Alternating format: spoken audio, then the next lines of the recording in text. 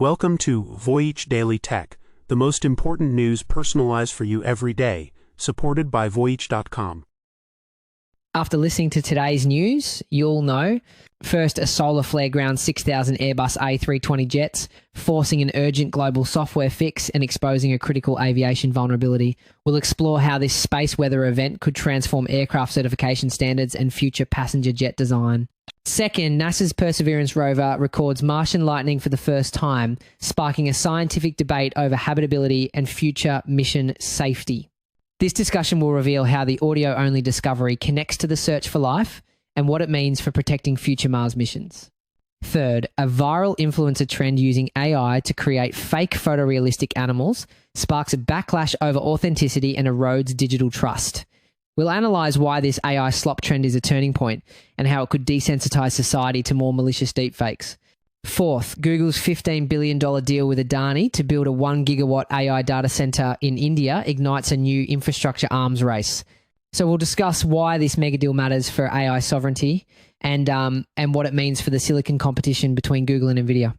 Fifth, a breakthrough AI robot is now piecing together 2,000-year-old Pompeii frescoes shattered by a volcano and World War II bombs. In this episode, we'll break down this fusion of AI and soft robotics and what it signals for the future of digital conservation.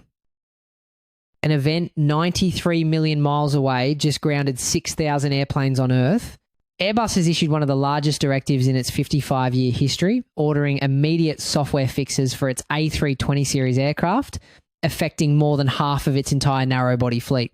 The move triggered global travel chaos during one of the busiest holiday weekends of the year. Now, whenever we hear about a massive software-related grounding, our minds immediately go to the Boeing 737 MAX crisis. But it's crucial to draw a distinction here. The Boeing issue was a tragic internal design flaw. What we're seeing with Airbus is an external trigger, an environmental event from space that exposed a vulnerability. The key here is the response. Airbus and the regulators acted incredibly fast with a fix, which is why they hope to avoid the kind of long-term crisis Boeing faced. The disruption hit hard and fast. American Airlines, the world's largest, a 320 operator, saw 209 of its jets impacted. In Japan, ANA cancelled 95 domestic flights, stranding around 13,200 passengers. And in Australia, Jetstar cancelled 90 flights, disrupting a market where it and its parent company Qantas hold a 65% share. The real logistical sprint begins with a simple question. How on earth do you fix 6,000 airplanes scattered across the globe? You see, you can't just push a button for an over-the-air update like on your phone. For safety and security, this has to be done physically. Technicians have to go to each plane on the tarmac, connect a laptop directly to the aircraft systems, and manually upload the new software. The fix itself only takes about 2 to 3 hours per plane, but coordinating that for thousands of aircraft in a matter of days is a monumental task. The cause of this unprecedented shutdown was not a mechanical failure. Airbus confirmed that intense solar radiation from solar flares may have corrupted data critical to the functioning of flight controls. So, how can the sun mess with a highly advanced airplane? Well, think of it this way. Solar flares blast out high-energy particles. When these particles hit a microchip, like the ones in the flight control computer, they can cause something called a single event upset, or SEU. It's like a tiny digital hiccup, a bit of data flipping from a 1 to a 0.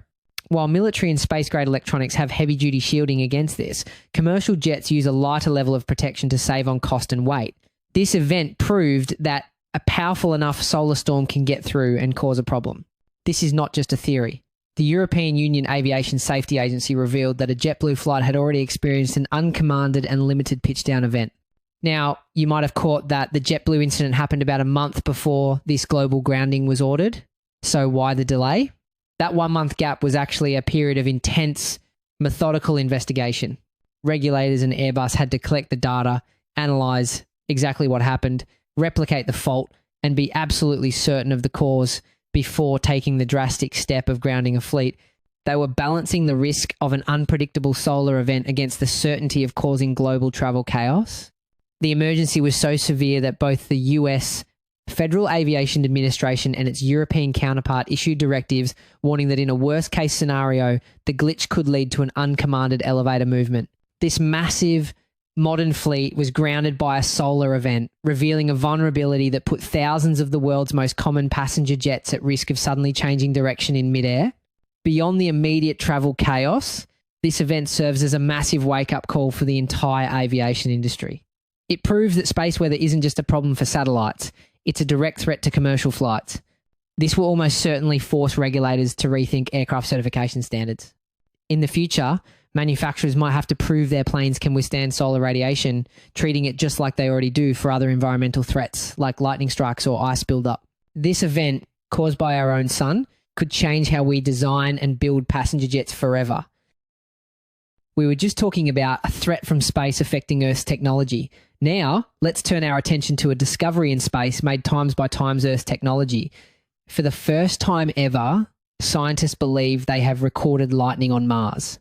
Now, this isn't like the massive lightning bolts we see on Earth. The science behind it is actually pretty cool. Martian lightning is likely caused by something called the triboelectric effect. As tiny dust particles in Mars's famous dust storms and dust devils rub against each other, they build up static electricity. Just like when you rub a balloon on your hair, when enough of that charge accumulates, it can discharge as a tiny spark, creating a faint crackle. NASA's Perseverance rover didn't see it, it heard it. What's amazing is that the SuperCam instrument's microphone was originally built to listen to the sound of its laser blasting rocks for analysis. It just so happens that it's also sensitive enough to pick up these faint atmospheric crackles, something scientists had hoped for but never confirmed was possible. After spending 4 years exploring the Jezero crater, the rover's sensitive microphones picked up what are being called mini lightning discharges. This wasn't a lucky accident. A team of researchers in France analysed 28 hours of audio captured over nearly 1,400 Earth days to find these signals, which are often linked to the planet's intense dust devils and storm fronts. And this discovery is far more than just a weather report. The lead researcher, Dr. Baptiste Chide, called this a major discovery with direct implications for Martian atmospheric chemistry, climate, and what he called habitability, the potential for life. The situation presents a fascinating duality when it comes to the word habitability. On one side, this electrical energy is exciting. On early Earth, many scientists believe lightning provided the energy to help create the building blocks of life. But on the other side, Mars's atmosphere today is almost all carbon dioxide, not the hydrogen and methane-rich mix that made early Earth experiments work. So while the electrical energy is there, the chemical ingredients might be wrong. This electrical activity could even be a sterilizing force on a planet already blasted by intense radiation. This finding is so significant because it's not just about science, it's about safety.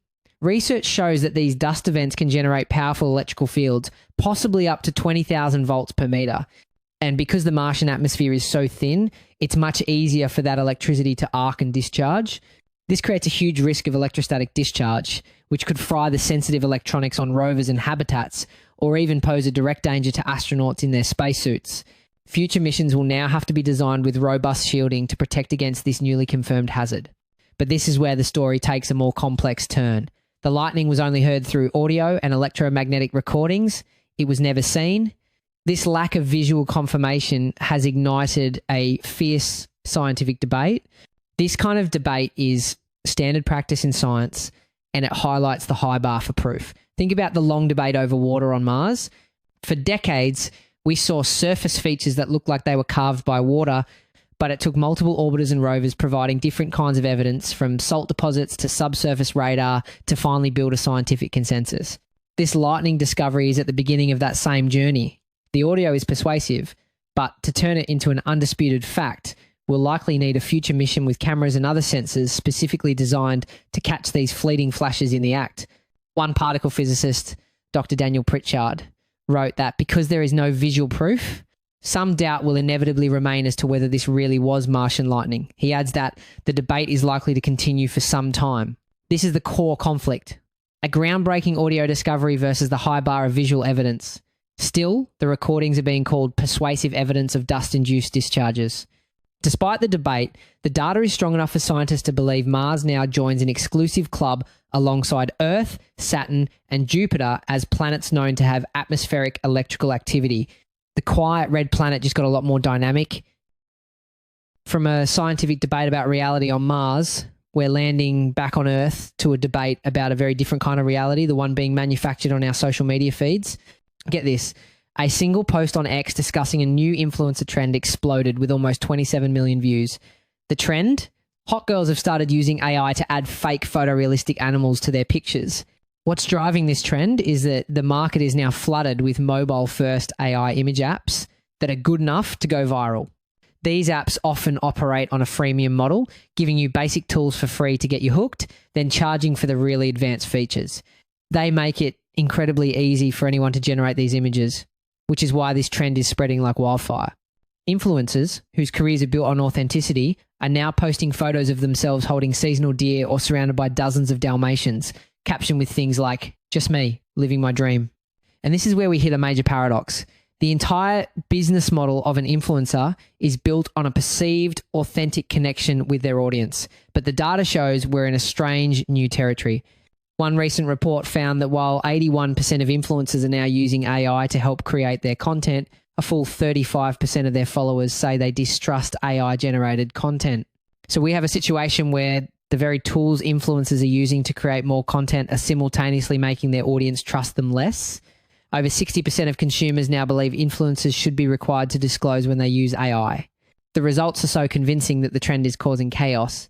One confused user commented on a picture expressing genuine concern for the fake animals' welfare, writing, "There are plenty of dogs sitting in animal shelters who would like to have a nice home." Now, this might sound silly worrying about fake animals, but it points to a very real, unintended ethical problem. Animal welfare experts are genuinely concerned about this trend. Their fear is that when our feeds are saturated with an endless supply of perfect, cute, AI-generated pets, it could actually devalue real animal adoption campaigns, diverting attention and compassion away from the real animals in shelters who desperately need our help. And this is where the battle lines are being drawn. While creators are racking up over 20,000 likes on these posts, their own followers are pushing back. One fan commented directly to an influencer, "Love you, but not the AI." Another user captured the growing frustration perfectly, saying, "Honestly, it's such a simple thing, but it makes you feel dumb when you get fooled by AI." That feeling of being fooled is actually the tip of a much larger iceberg, the erosion of digital trust. When we can no longer instinctively trust the images and videos we see online, it creates a constant low-level anxiety. Researchers are finding that this constant exposure to manipulated media can actually desensitize us, weakening our critical thinking skills. Essentially, so-called harmless trends like this are priming us, making society more vulnerable to more malicious deepfakes used for scams or political misinformation down the road. This wave of inauthentic content is now being branded as AI slop. One user believes that when creators post things that aren't real, it's damaging for their career because their audience won't know what to believe anymore. But if you think this is just a quirky, passing fad, a top social media consultant has a stark warning. He predicts that 2026 will be the year of AI-dominated content on social media. His advice is simple. If you thought that AI animal content was quirky, I think buckle up. While platforms like Instagram and TikTok are slowly rolling out labels for AI-generated images, the problem is escalating. Behind the scenes, the big platforms are in a race to figure out how to handle this. Meta, which owns Instagram and Facebook, is taking a detect and label approach. TikTok is doing something similar, and it's also starting to use a new technology called content credentials, which is like a digital watermark that shows where an image came from. This is a huge step, but the technology is still playing catch up. This isn't just about cute fake puppies anymore. It's a high-stakes battle for the future of online authenticity, where the line between what's real and what's just digital slop is blurring faster than ever. Speaking of the high-stakes world of AI, let's shift from user-generated content to the massive infrastructure that powers it all. The latest move in the global AI arms race comes from India, where the Adani group is planning to invest up to $5 billion into a massive project with Google. But that's not even the big number. What you're seeing is Google deploying what some call a national champion strategy. Instead of trying to build this massive infrastructure alone in a complex market, Google is partnering with a local industrial giant. This helps them navigate local regulations and de-risk a multi-billion-dollar investment. It's a model they're using elsewhere, but on an unprecedented scale here. A while back, we talked about hyperscalers de-risking mega builds by going local. This is that playbook turned up to 11. That $5 billion is just Adani's piece of a much larger play. Google has already committed $15 billion over 5 years to set up an artificial intelligence data center in the southern state of Andhra Pradesh, marking its biggest investment in India. The goal is to capitalize on the booming demand for data capacity in the world's most populous nation because AI requires an incredible amount of computing power. We previously noted Google ratcheting up its long-range capital expenditure plans. This is what those headline numbers look like when they land on the ground. Believe it or not, this isn't just about business, it's about a national strategy. India is forging a unique path toward what's known as AI sovereignty. Instead of copying China's state-controlled model or the US's private sector-led approach, India is creating a hybrid. It's integrating a US tech giant with a domestic industrial powerhouse to build its own digital future on its own terms. And as we've discussed before, that hybridization is also a hedge against the AI oligopoly forming around whoever controls scarce compute. And if you think that number is big, let's zoom out. To meet the global demand for AI, Google is spending a staggering $85 billion this year alone just to expand its data centers worldwide. Remember, a while back we flagged that Google had even lifted its spending outlook toward the $90 billion range, and across big tech, the infrastructure tab has swelled to well over $300 billion this year. The throttle is still wide open. This isn't just a simple partnership. It's a gold rush for the future of AI infrastructure. Adani Group CFO Jugashinder Singh went on the record saying, "It's not just Google. There are a lot of parties that would like to work with us." This signals that the competition for this new digital real estate is heating up dramatically. And as we've said before, this level of spend creates real barriers to entry, miss a cycle, and you don't catch up. The scale of this single project in the city of Visakhapatnam is immense, starting with a power capacity of 1 gigawatt. To put that in perspective, a 1 gigawatt data center consumes as much electricity as a city of roughly 1.8 million people. That one facility will place a demand on India's national grid equivalent to a major metropolitan area. This is the insane energy cost of the AI revolution. We've been warning that power and cooling are now the bottleneck. Some global hubs already see data centers pulling a quarter of the grid, and capacity auctions are spiking because of exactly this kind of load. The choice of location is also no accident. Visakhapatnam is a major port city and, critically, home to India's Eastern Naval Command. Building a massive AI hub here creates what experts call data gravity, attracting more tech and talent, but it also places a piece of critical national infrastructure in a location of immense strategic importance for India's security in the Indo-Pacific. We've called this the most resource-intensive arms race in tech. Here, digital power and hard power are literally neighbours. This new battleground has also drawn in other Indian billionaires. Gautam Adani isn't the only one. His rival Mukesh Ambani has also unveiled major investments in building out data center capacity. This rivalry is very real and very specific. To counter Adani's move, Ambani's Reliance Industries has announced its own partnership with the AI chip giant Nvidia to build its own AI infrastructure. In fact, Ambani's joint venture also announced plans for an $11 billion investment to build its own gigawatt of AI data capacity, also in Visakhapatnam. The race is on. When we place Google's TPU-based strategy alongside Reliance's NVIDIA-aligned ecosystem, the contradiction becomes clear. India could become the proving ground for which approach scales faster. This is a high-stakes race between global tech giants and Indian titans to control the critical infrastructure that will power the AI boom. The battle to own the digital foundation of India's future is officially on, and the price tag is measured in the tens of billions.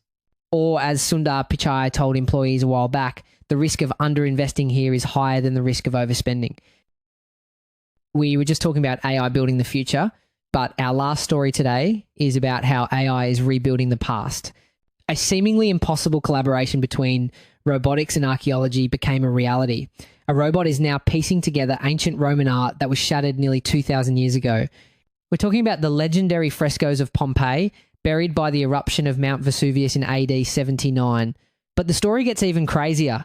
Many of these priceless artifacts weren't just damaged by a volcano, they were shattered a second time by bombing during World War II, leaving archaeologists with a nearly impossible task. So how hard is this puzzle? One expert, Professor Marcello Polillo, described it perfectly. He said, "It's like you buy 4 or 5 boxes of jigsaw puzzles. You mix everything together, then you throw away the boxes and try to solve 4 or 5 puzzles at the same time. And on top of that, pieces are missing and there's no reference image of the final result. For a computer, this is traditionally an absolute nightmare. A conventional AI needs a reference a right answer to work towards. Without that picture on the box, it's completely lost. That's what makes this new approach so revolutionary. For decades, this has been one of the most frustrating and slowest tasks in archaeology, but now a new system is changing the game. Developed under an EU-funded project called Repair, the technology combines advanced AI with robotics. It uses twin arms equipped with flexible hands and vision sensors. The AI algorithms analyze the fragments, matching colors and patterns that may not even be visible to the human eye. So how does it pull this off? The AI uses a technique called self-supervised learning. Instead of being given a final image, it teaches itself by analyzing the visual data from thousands of fragments. It learns the artist's style, the brush strokes, the color palette, the textures, and then predicts how broken pieces should fit together based on those internal statistics. It's essentially learning the rules of the artwork on its own, even identifying recurring motifs like a face or a flower to group fragments together. Then, the ultra-precise robotic hands are guided to identify, grip, and assemble the pieces without damaging their delicate surfaces. And these aren't your typical factory robot arms. Here's where it gets interesting. As we're entering the field of soft robotics, the hands are made of flexible, compliant materials and are packed with advanced sensors that can feel the slightest pressure. Think of it this way. A surgical robot is built for microscopic precision, but this robot is built for an incredibly gentle and adaptive touch, ensuring it never applies too much force to a 2,000-year-old brittle piece of history. While the system is currently being tested on replicas to avoid risking the originals, the goal is clear. Researchers believe this isn't just about saving Pompeii's lost art. This technology, however, forces us to ask some huge questions. It's creating a new role for experts, a sort of digital conservator who works alongside the AI, verifying its suggestions and focusing on interpretation rather than manual labour. But it also creates a fascinating dilemma. When an AI reconstructs art based on patterns invisible to the human eye, where does restoration end and new AI-generated art begin?